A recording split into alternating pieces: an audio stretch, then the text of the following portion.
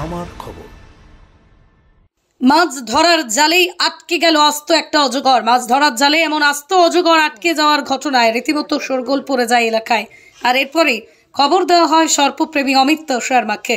খবর পেয়ে অমিত শর্মা তড়িঘড়ি অজগরকে উদ্ধার করার জন্য দুবরাজপুর থেকে ছুটে যান ঘটনাস্থলে। ঘটনাটি ঘটেছে বীরভূমের খয়রাশোল ব্লকের অন্তর্গত পানসিউড়ি গ্রামে, যেখানে মাছ ধরার জন্য দেবীবাবু গ্রামের সেচ ক্যানেলে জাল পেতেছিলেন, কিন্তু দেখা যায় জালে আটকে পড়েছে একটি 4 ফুটের অজগর।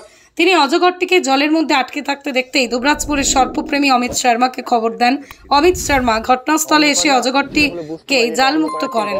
অজগরটি জালমুক্ত করে উদ্ধার করার পর বন দপ্তরের সহযোগিতায় তাকে অনুকূল পরিবেশে পুনর্বাসনের ব্যবস্থা করেন অমিত শর্মা।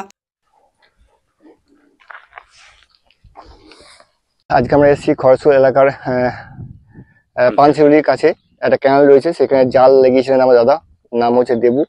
তো যাই হোক, সেই জালের মধ্যে একটা অজগর সাপ ফেসে গিয়েছিল। আমাকে ফোন করে চন্দন, আমি তড়িঘড়ি আসি এবং অজগরটাকে রেস্কিউ করি।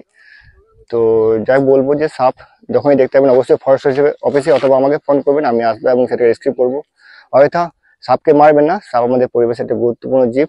তাছাড়া কখনো যদি সাপের বাইট বা কামড় হয় সরাসরি হাসপাতাল যাবেন, কখনো ওঝাগুনি বা কাটাকাটি বানাগানি করে সময় নষ্ট করবেন না, কারণ জীবনের মূল্য অনেক বেশি, তাই সময় নষ্ট করবেন না। ওকে, তো বলবো সাবধানে সতর্ক থাকবেন। বর্ষাকাল, গরম তো পড়েছে, তার সঙ্গে বর্ষাকালও চলে এসেছে, সাপ অনেক বেশি বের হবে, সাবধান থাকবেন। বাসন্তী দেবী গাঙ্গুলি ফাউন্ডেশনের বৃদ্ধাবাস সেবা করাটাই মূল উদ্দেশ্য আমাদের, তাই অশীতিপর বৃদ্ধাদের পরম যত্নে আগলে রাখছি আমরা। ঠিকানা Kalikapur colony, ward number 22, Bolpur.